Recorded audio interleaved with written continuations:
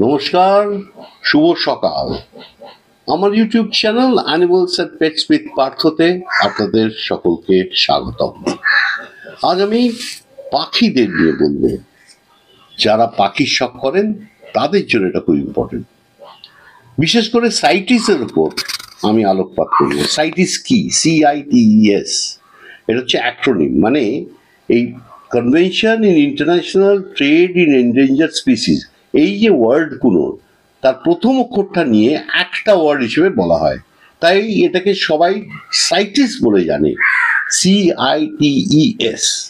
এটার বাংলা অর্থ হচ্ছে যে বিপন্ন প্রজাতির বন্যপ্রাণী ও উদ্ভিদের আন্তর্জাতিক বাণিজ্যের কনভেনশনকে বোঝায় এই সাইটিস।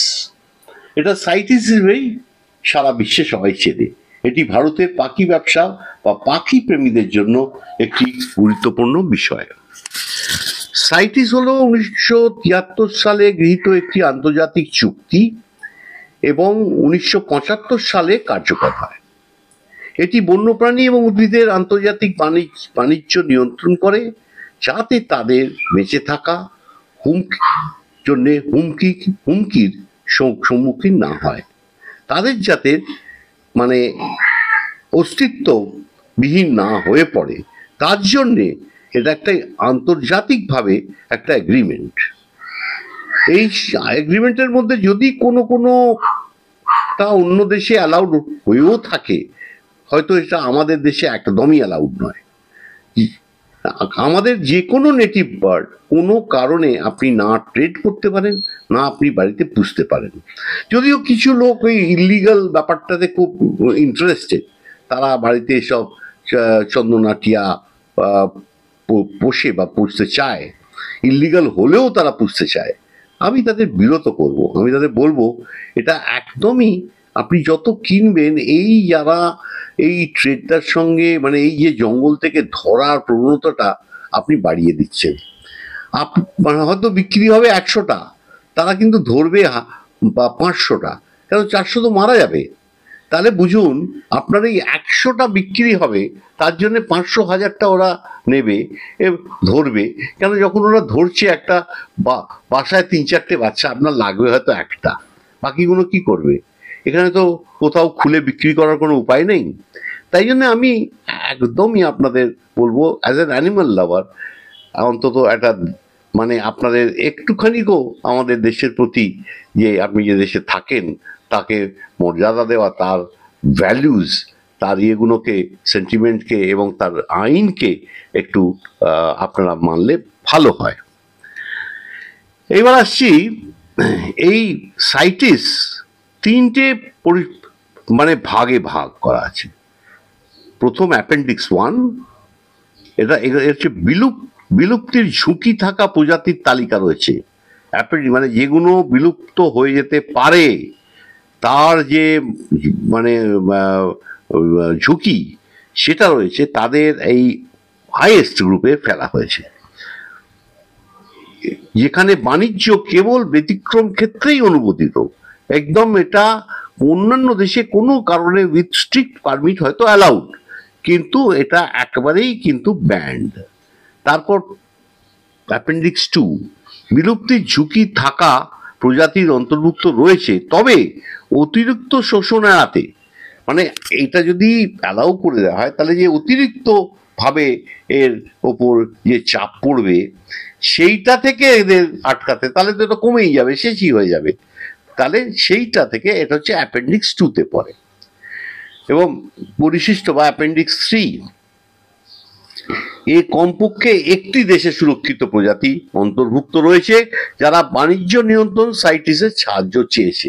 ধরুন ভারতবর্ষে এটা অ্যালাউড নয়, তারা চেয়েছে যে অন্যান্য দেশও যাতে এটাকে অ্যালাউড না করে, কেন, তাহলে এখান থেকে ধরে তারা ইন্টারন্যাশনালি এটাকে করবে, ট্রেড করবে। তাই জন্যে এই প্রবণতাটা থাকবে যে এটা বিদেশ পাঠানো হবে, এখানে না বিক্রি হোক, ওখানে তো একদম অ্যালাউড, তাই আমরা এখানে ধরছি, ওখানে পাঠিয়ে দিচ্ছি। এবং আমরা যেই একটা দেশ থেকে আরেকটা দেশের বর্ডারে ঢুকে যাচ্ছে, তখন তাদের নিয়ন্ত্রণ রাখাও মুশকিল। তারা তখন বলবে যে আমরা তো ওখানে ধরিনি, আমরা এখানেই ধরেছি, আমরা তো বর্ডার পার তো আমরা করিনি, এইসব বলবে। যেখানে আপনারা বুঝতেই পাচ্ছেন মানুষ ঢুকে আসছে হাজারে হাজারে লাখে লাখে, তাদের বলা হচ্ছে আমরা তো ওদের ঢোকাইনি, যারা ঢুকেছে তারা বুঝবে, আমরা তাদের কাগজপত্র দেবো। তো এই যদি মানসিকতা হয় তাহলে পাখি আর এমন কি ব্যাপার। তাই আমি অন্তত অ্যানিমাল লাভারদের মনে করি তারা একটু, তাদের ক্লাসটা একটু অন্য, তারা এই সব ব্যাপারে হবেন না, তারা চেষ্টা করবেন যে অন্তত যেগুলো মানে পারমিসেবল নয় এবং প্রকৃতিকে বাঁচাবার জন্য এইটুকুনি আপনারা করতেই পারেন। ভারতে সাইটিসের প্রয়োগের বিশেষ বন ও জলবায়ু পরিবর্তনের মন্ত্রকের অধীনে আছে বন্যপ্রাণী সংরক্ষণ ও মানে যে দপ্তর, তারা এটাকে পরিচালিত করে। 1972 সালে বন্যপ্রাণী সুরক্ষা আইনের মাধ্যমে এটি বাস্তবায়িত হয়েছে, যেখানে বন্যপ্রাণী অপরাধ নিয়ন্ত্রণ ব্যুরো অবৈধ ব্যবসা পর্যবেক্ষণ করে। ভারতে 1976 সাল থেকে সাইটিসের এরা স্বাক্ষরকারী, এই ইন্টারন্যাশনাল যে ব্যাপারটা এটাতে ওরা সই করেছে 1976 সালে। এখন পাখি পালনের উপর দুটি নিবন্ধ করি। পোষা প্রাণীর ব্যবসায় প্রচলিত অনেকে প্রজাতি সাইটিসের অধীনে তালিকাভুক্ত। বন্যপ্রাণী সুরক্ষা আইনের অধীনে দেশীয় বন্য পাখি এবং ব্যবসা কঠোরভাবে নিষিদ্ধ। তবে সাইটিস আন্তর্জাতিক বাণিজ্য নিয়ন্ত্রণ করে। আফ্রিকান ধূসর প্যারট মানে আফ্রিকান গ্রে প্যারট, তারপরে হাইসিন্থ ম্যাকাও, তারপর বিভিন্ন যে প্যারটস সেগুলো সব আমাদের, এগুলো কিন্তু সাইটিস 1-এ পড়ে। আমরা কিন্তু সব সর্বোচ্চ সুরক্ষা দিচ্ছি, কেউ একটাও যাতে না ধরে এবং এটা নিয়ে ট্রেড না করে। তা বেশিরভাগ ম্যাকাও এই জাতীয় এবং লেকটাস প্যারট, এই যে বিদেশি পাখিগুলো, এগুলো কিন্তু আপনি সাইটিসের পারমিট নিয়ে এদেশে পুষতে পারেন। ওই প্যারটগুলো কিন্তু যেহেতু আমাদের নেটিভ নয়, ওই প্যারটগুলো আপনি পুষতে পারেন, তার কিন্তু একটা সাইটিস পারমিটের কথা বলছে। আপনি যখন কিনবেন এবার থেকে কাগজপত্র সমেত কিনবেন এবং তাদের রেজিস্ট্রি করবেন, এইসবগুলো করবেন, করলে আপনার মনে হয় এটা লিগালি হবে, সেটার দিকে আপনারা নজর রাখবেন। এরপর মনে রাখা গুরুত্বপূর্ণ যে সাইটিস আন্তর্জাতিকভাবে কিছু প্রজাতির নিয়ন্ত্রণ বাণিজ্যের অনুমতি দিলেও ভারতের অভ্যন্তরে যে কোনো স্থানীয় পাখি ধরা এবং ব্যবসা অবৈধ। কোনো কারণে কোনো ভারতীয় পাখি ধরা বা ব্যবসা একেবারেই অবৈধ। এর মধ্যে রয়েছে আলেকজান্ড্রিয়ান প্যারাকিট, যেগুলোকে বলে চন্দনা, একটু বড় জাতের, গলায় একটা রিং আছে। তারপর রোজ রিং যেটা একটু ছোট কিন্তু মানে গলায় তারও রিং আছে, এই প্যারাকিট, এবং বিভিন্ন ময়না তো বটেই। তারপর হর্নবিলের মতন প্রজাতি, যা বন্যপ্রাণী সুরক্ষা আইনের অধীনে ভীষণভাবে সুরক্ষিত। ম্যাকাও এবং কাকাতুয়ার মতো বিদেশি প্রজাতির জন্য প্রয়োজনীয় সাইটিস পারমিশন নিয়ে এগুলো বৈধভাবে আমদানি করা যেতে পারে। তবে আমি স্থানীয় প্রজাতির অবৈধ বাণিজ্যিক অংশগ্রহণ না করার পরামর্শ দিচ্ছি সকলকে, এটা থেকে বিরত থাকবেন। অনেক বৈধ এবং সুন্দর পাখি আছে যেগুলো অবৈধ বন্যপ্রাণী অবদান না রেখেও রাখা যেতে পারে।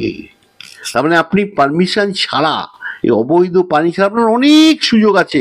ভালো ভালো পাখি যেগুলো আপনি লিগালি পুষতে পারেন, হাতে পোষ বানাতে পারেন এবং প্রচুর কালারফুল তারা। তাই আপনার যে একবারে অবৈধ যেটা সেটাই পুষতে হবে, সেটা না করলেই ভালো হয়।